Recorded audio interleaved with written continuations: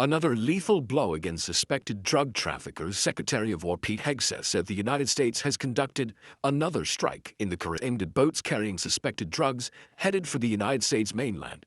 Democrats and Republicans have voiced concerns about the administration's aggressive tactics in international waters. Friday, President Trump was asked if Maduro was ready to talk.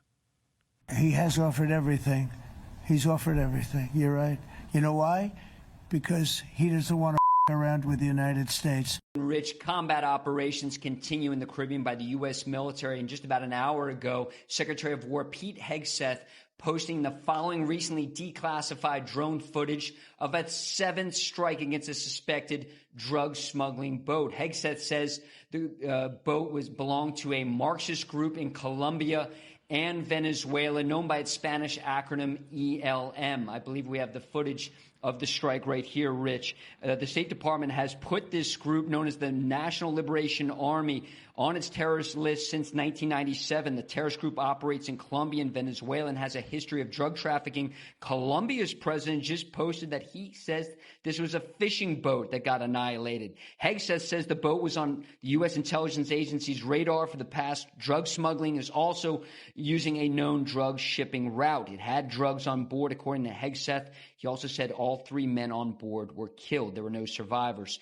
Hegseth also saying these cartels are the al-Qaeda of the Western Hemisphere, using violence, murder, and terrorism to impose their will, threaten our national security, and poison our people. The United States military will treat these organizations like the terrorists they are. They will be hunted and killed, just like al-Qaeda. Now, earlier on Fox News Sunday, Republican Senator Shelley Moore Capito said she supports these strikes in the Caribbean, but if it goes beyond that, she wants to see Congress more involved. Not all Republicans feel the same way, and certainly most Democrats. Here's Senator Rand Paul earlier. After Israeli forces launched airstrikes in the Gaza Strip earlier after accusing Hamas of violating the ceasefire, President Trump told our own Maria Bartiromo he thinks Hamas will be disarmed. Well, they promised they would. They said they would. It's down that they would. Now, they said they were gang members, et cetera, you know. But these are very violent people. This is a very violent part of the world. Nobody's seen violence like this. If we have to, we'll disarm the them. U.S.?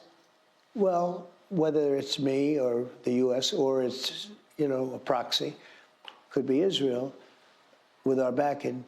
We won't have boots on the ground. There's no reason to.